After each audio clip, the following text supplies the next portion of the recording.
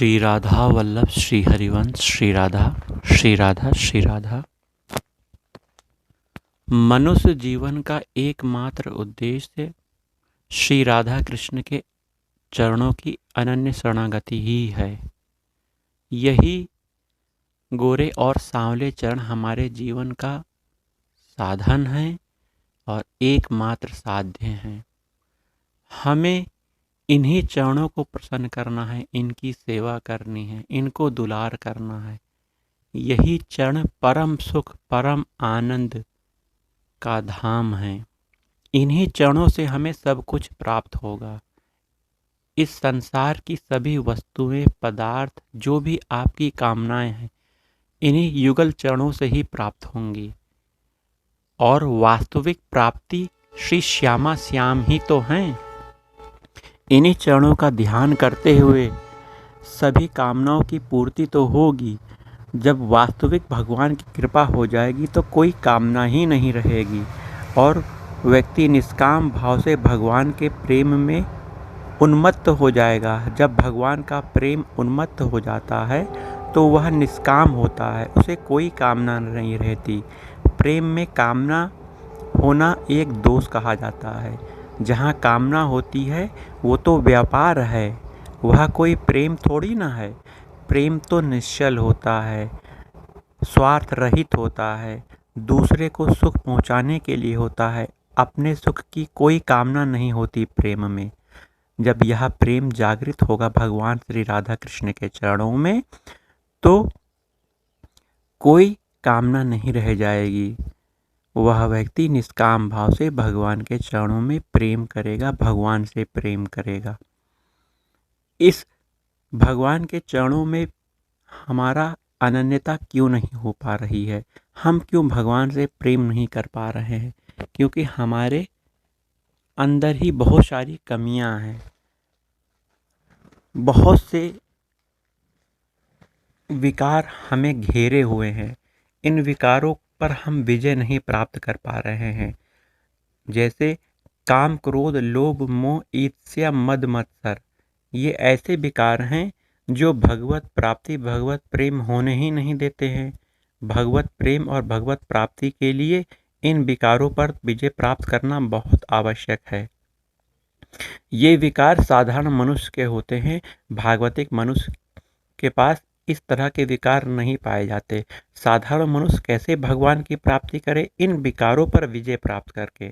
अब करना क्या है? इन विकारों पर विजय कैसे प्राप्त हो?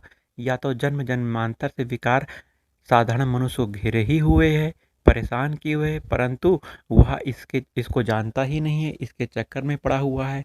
वह किसी कामना की पूर्ति कर रहा है, क्रोध भी कर रहा है, ईर्ष्या कर रहा है, आदि आदि इसकी क्रियाएं होती हैं। तो इससे बचने का एकमात्र सरल उपाय क्या है? भगवान के नाम को पकड़ लेना।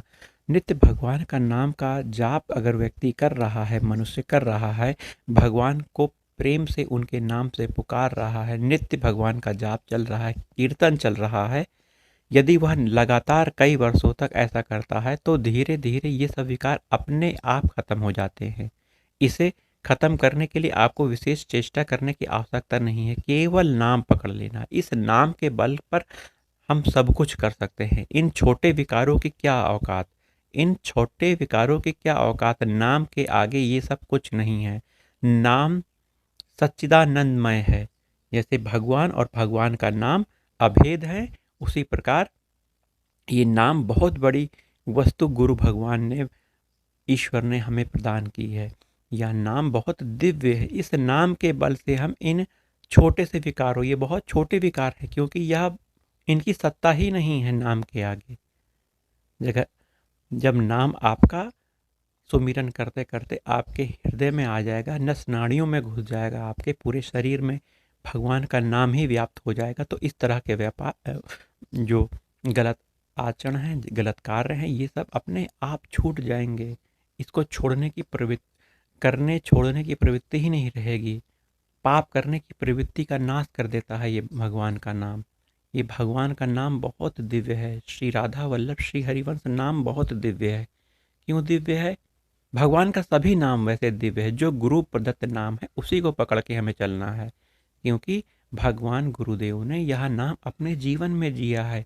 इस नाम से वह सिद्धि पार प्राप्त की है। सिद्धि अर्थात भगवान राधा कृष्ण के चरणों का प्रेम, इस नाम के बल से ही उन गुरुदेव ने प्राप्त किया है। उन गुरुदेव के गुरुदेव ने भी यही नाम पकड़ के किया है। यदि गुरुदेव हमें यह नाम प्रदान कर रहे तो हमें इस नाम में एकदम निष्ठा होनी चाहिए, इसी नाम का सहारा लेना चाहिए। वैसे नाम, भगवान का प्रत्येक नाम कल्याण करने वाला है, परंतु गुरु प्रदत्त नाम शीघ्र कल्याण करता है। तो इस नाम का बल का विशेष प्रभाव क्या है? इस नाम के प्रभाव का विशेष, नाम लेने का विशेष प्रभाव यह है कि हमारा जो हम नाम ले रहे हैं राधा वल्लभ श्री हरिवंश, वह हमें साक्षात दर्शन दे देंगे। नामी हमारे सामने प्रकट हो जाएंगे। अर्थात भगवान का साक्षात्कार करने के लिए भगवान का नाम को पकड़ लेना चाहिए। हमारे मन का मल, हमारे शरीर का मल, मन का मल कब नाश होता है? यह एक बहुत बड़ा विकार है जिसे मल कहते हैं। 3 प्रकार के विकार कहे गए हैं। भगवान के साक्षात्कार होने के लिए 3 प्रकार के विकारों को दूर करना है। एक मल है, जब व्यक्ति भगवान की शरणागति हो जाता है तो यह मल अपने आप खत्म हो जाता है। भगवान की शरणागति प्राप्त करने वाला व्यक्ति अपने मल का नाश कर देता है। यह मल बहुत से विकार हैं जो व्यक्ति के शरीर के अंदर होते हैं, मन के अंदर होते हैं। बाहरी चेष्टाएं जब वो गलत कर रहा है, मन से कुछ गलत विचार सोच रहा है, उसको क्रिया में ला रहा है, यह सब मल है। अतः इस मल को खत्म करने के लिए हमें भगवान की शरणागति होनी चाहिए। जैसे भक्त या मनुष्य भगवान की शरणागति हो जाता है, उसका मल अपने आप नाश हो जाता है। दूसरा होता है विक्षेप। विक्षेप को खत्म करने का कार्य इसी मनुष्य को अपने बल से करना पड़ता है। यह अपना बल कहाँ से प्राप्त करता है? भगवान की कृपा से प्राप्त करता है। भगवान का नाम लेते लेते उसे इतना बलवान हो जाता है कि उसका यह विक्षेप अर्थात उसका मन संसार में लगा हुआ है, वह एक चित्त होकर भगवान का स्मरण नहीं कर रहा है। भगवान का नाम जप करते करते करते वह संसार में चला जाता है। थोड़ा समय तो भगवान को देता है, परंतु मन से, अपने बुद्धि से यह विक्षेप रहित साधन नहीं कर पा रहा है। भगवान पर एक चित्त मन नहीं लगा पा रहा है। भगवान के नाम में वह प्रीति नहीं प्राप्त कर पा रहा है। इसको करने के लिए व्यक्ति साधक को स्वयं प्रयास करना चाहिए। उसे खूब प्रयास करना चाहिए। अपने मन को निरंतर भगवान में लगाना चाहिए। भगवान में मन लगाने के लिए उसको क्या करना है? जहाँ जहाँ मन जा रहा है वहाँ भगवत भावना कर लेनी है। अर्थात हर प्राणी, व्यक्ति, वस्तु, स्थान में भगवान ही व्याप्त हैं, उसे यह मान लेना है। मान लेना मतलब अर्थात व्याप्त तो हर जगह ही है, भगवान हर जगह व्याप्त है। उसे उसका मन जहाँ जहाँ जिस प्राणी में जा रहा है, जिस चिंतन में जा रहा है, वहाँ भगवान को स्थापित कर दो तो मन भगवान में ही विलीन रहेगा। या फिर दूसरा रास्ता यह है कि जब वह साधना कर रहा है, उसका मन कहीं चला गया साधना करते करते, तो उस मन को समझाओ कि हे मन, मैं तुम्हारी बात को सुनूंगा, पहले चलो भगवान की साधना करते हैं, उसके बाद तुम्हारी हर बात को मैं दलील को सुनूंगा। अभी केवल और केवल भगवान के नाम का चिंतन कीर्तन जो भी चल रहा है उसे करना है, कहीं इधर उधर जाने की जरूरत नहीं है। चलो मन को प्यार से फुसला के लेकर आना है। यह मन बहुत ही चंचल है, इस मन को नियंत्रित करने का यही एक सरल उपाय है। तो अगर विक्षेप रहित अगर साधना हो रही है, विक्षेप व्यक्ति ने हटा दिया, तो आवरण खत्म करने का कार्य भगवान का होता है। भगवान की अहेतुक कृपा से जब आवरण खत्म होता है, कैसे खत्म होता है जरा ये देखिए। जब विक्षेप रहित साधन करता है, भगवान का नाम, भगवान का कीर्तन, भगवान की साधना, भगवान की कथा, भगवान के पद गायन आदि कार्य करता है और लगातार करता है, उसका मन एकदम निश्चल भगवान के चरणों में लग गया है, तो उसके मन में भगवान के लिए प्रेम प्रकाशित होता है। वह भगवान के लिए तड़पता है, रोता है, भगवान मेरा इतना समय व्यतीत हो गया, अभी तक आपका साक्षात्कार नहीं हुआ, मैं आपके दर्शन चाहता हूँ। वह भगवान के लिए विलग हो जाता है, भगवान के लिए रोता है, भगवान को पुकारता है, बार बार पुकारता है। तो भगवान की अब यहाँ पर अहेतुक कृपा होती है। अहेतुक कृपा होने का मतलब भगवान अपनी कृपा से यह आवरण को खत्म करते हैं। जब यह आवरण खत्म हो जाता है तो भक्त को भगवान के साक्षात्कार हो जाता है और वह भगवान स्वरूप हो जाता है। तो हमें नित्य अपने मल को नाश करना है, विक्षेप नाश करना है और आवरण को खत्म करने का प्रयास करना है। यह तीन चीज खत्म हो जाएंगी। तीन बाधक चीज हैं, एक मल, एक विक्षेप और एक आवरण। यह तीन भगवान के साक्षात्कार के लिए बाधक चीज हैं। इन्हें हमें खत्म करना है। इसे खत्म करने का एक ही सरल और बहुत प्यारा सा उपाय भगवान का नाम हमें पकड़ना है, जो गुरु प्रदत्त है। श्री राधा नाम, श्री राधा वल्लभ श्री हरिवंश, श्री राधा वल्लभ। यह नाम बहुत दिव्य है, गुरु प्रदत्त है। हमें इसे पकड़ना चाहिए, इसका नाम नित्य जाप करना चाहिए। माला से कर सकते हैं, करमाला से कर सकते हैं, मनमाला से कर सकते हैं, जो इच्छा हो करना चाहिए। जहाँ हर स्थिति में जो कार्य कर रहे हैं, चाहे भोजन कर रहे हैं, चाहे आप कोई घर का कार्य कर रहे हैं, झाड़ू लगा रहे हैं, भोजन बना रहे हैं या ऑफिस का काम कर रहे हैं, मोटरसाइकिल चला रहे हैं, आपके चित्त में, मन में भगवान का नाम अगर यदि लगातार चल रहा है तो आप एक अच्छे साधक हैं और भगवान की प्राप्ति के लिए बहुत ही अच्छा कार्य कर रहे हैं। श्री राधा कृष्ण के चरणों की अनन्य शरणागति हमारे जीवन का एकमात्र उद्देश्य है। क्या हमें यही उद्देश्य की पूर्ति करनी है? हमें अपने गृहस्थ जीवन का पालन नहीं करना है? नहीं नहीं, हमें अपने गृहस्थ जीवन का भी पालन करना है। यदि आप गृहस्थ व्यक्ति हो, विरक्त नहीं हो, तो आपको गृहस्थ में रहते हुए भी भगवान की साधना करनी है और भगवान वैसे ही आपको प्राप्त होंगे जैसे एक विरक्त को प्राप्त होते हैं। इसमें केवल और केवल चाह की होती है मात्रा। आपकी चाह अगर भगवान से मिलने की हो गई है तो आप विरक्त व्यक्ति से भी ज़्यादा तेजी से शीघ्र भगवान को प्राप्त कर सकते हैं। यदि विरक्त की चाह नहीं हुई है तो यहाँ चाह की प्रधानता होती है। भगवान से मिलने की चाह हर व्यक्ति में नहीं होती है। जिस गृहस्थ व्यक्ति के मन में भगवान को पाने की अगर चाह हो गई है तो वह भगवान के लिए को पाने के लिए हर वह प्रयास करता है। अपने गृहस्थ धर्म का अच्छी तरह से पालन भी करता है। अपने गृहस्थ धर्म में रहते हुए सभी सगे संबंधियों को भगवान स्वरूप मानकर अपने कर्तव्यों को निर्वाह करता है।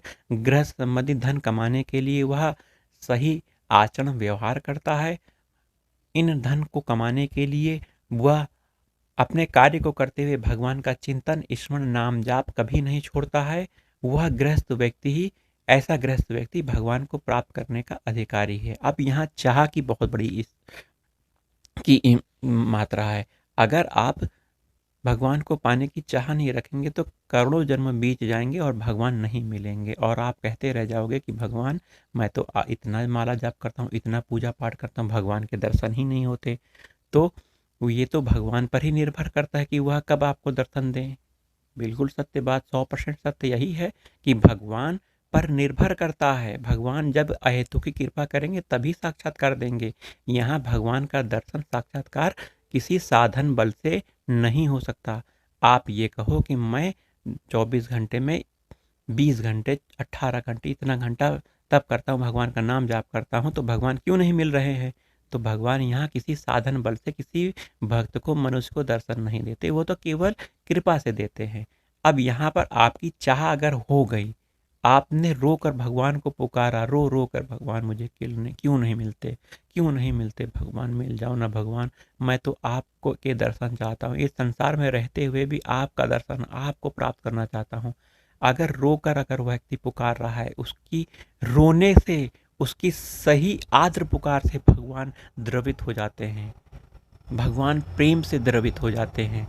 तो अतः यह चाह आपके अंदर होनी चाहिए। जिस के व्यक्ति के अंदर जितनी दृढ़ चाह होगी उतने शीघ्र भगवान की प्राप्ति, भगवान का साक्षात्कार होगा। और भगवान की प्राप्ति होने के बाद भगवान से मांगना क्या है यह भी सुन लीजिए। भगवान की प्राप्ति होने के बाद भगवान से यही मांगना है कि भगवान, मुझे आप अपने को दे दो, अपना भजन दे दो, आपका कीर्तन दे दो, यही मेरा जीवन है। क्योंकि भगवान से भगवान को ही मांगना चाहिए, क्योंकि भगवान सभी शक्तियों के दाता हैं। जब भगवान आपके जीवन में आ जाएंगे, भगवान आपके पास रहेंगे, तो सभी संपत्ति, ऐश्वर्य, पद प्रतिष्ठा सब आपके चरणों में लौट जाएगी। आपको संसार की वस्तुएं बिल्कुल नहीं मांगनी है। ध्रुव जी की घोर गलती क्या थी? ध्रुव जी की घोर गलती यही थी कि वह भगवान से भगवान को ना मांगकर, भगवान का प्रेम, भगवान का नाम ना मांग के उन्होंने किसी अटल पद को मांग लिया, अटल पदवी को मांग लिया। किसी अटल पदवी को मांगकर भगवान का प्रेम थोड़ी ना प्राप्त होता है। यह बाद में उनको एहसास हुआ कि भगवान का साक्षात्कार होने के बाद भी उन्होंने भगवान से भगवान को ना मांगकर, भगवान का नाम, भगवान का प्रेम ना मांगकर किसी पद प्रतिष्ठा को मांग लिया। यह उनकी बहुत बड़ी गलती थी। तो हमें भगवान से भगवान को ही मांगना चाहिए। जहाँ भगवान होते हैं वहाँ ऐश्वर्य, धन, संपत्ति सब कुछ आ जाता है। भगवान का जहाँ वास होता है वहाँ लक्ष्मी लौटती है, वहाँ अच्छे विचार आते हैं, वहाँ सब कुछ आ जाता है। समझिए, भगवान सब कुछ है। तो भगवान से भगवान को मांगना चाहिए और निष्काम भाव से भगवान की सेवा, भगवान की पूजा, भगवान का नाम जाप करना चाहिए। क्योंकि यह संसार का भोग पदार्थ बहुत ही गलत है, विषय बहुत गलत है। भगवान का यह सब कुछ जो आप देख रहे हैं सब माया है। माया अर्थात ब्रह्म, झूठा, एक दिन खत्म होने वाला, एक दिन नाश होने वाला है। कोई भी भोग पदार्थ, चाहे कोई भी संबंध हो, चाहे कोई भी वस्तु हो, एक दिन उसका विनाश होगा, नाश होगा। अतः हमने संसार की वस्तुओं, संसार की कामनाओं, संसार के संबंधों पर ध्यान न देकर भगवान की भक्ति में ध्यान देना चाहिए, भगवान से प्रेम करने में ध्यान देना चाहिए। यह संसार की वस्तुएं बहुत अल्प मात्रा में शरीर पोषण करने के लिए हमें उपयोग में लानी चाहिए। भगवान जब देते हैं तो सब कुछ दे देते हैं, परंतु अपने आप को नहीं देते। भक्त अगर सकाम भाव से भगवान की भक्ति कर रहा है तो भगवान सब कुछ दे देते हैं, अपने आप को नहीं देते। और जिसको अपने आप को दे देते हैं उसे कुछ मांगने की आवश्यकता नहीं रहती, वह भगवान के प्रेम में विलीन हो जाता है। क्योंकि भगवान का प्रेम आनंद स्वरूप है, रस स्वरूप है ना, समुद्र है। आप प्रेम के छोटे से अंश को ही देख रहे हैं। इस संसार में जो भी आप प्रेम देखते हैं भगवान का बहुत छोटा सा अंश है। और भगवान का प्रेम दिव्य है, बहुत बड़ा समुद्र है।